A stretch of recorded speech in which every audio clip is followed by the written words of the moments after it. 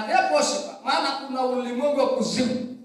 Na hiyo ulimwengu wa kuzimu ukienda moyo wako bindi wangu inawekwa moto.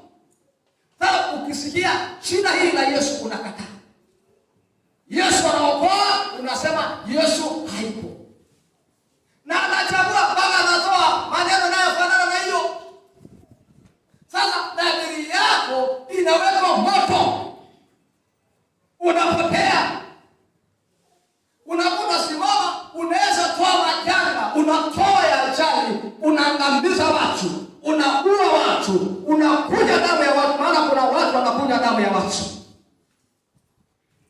Bwana Yesu apewe sifa.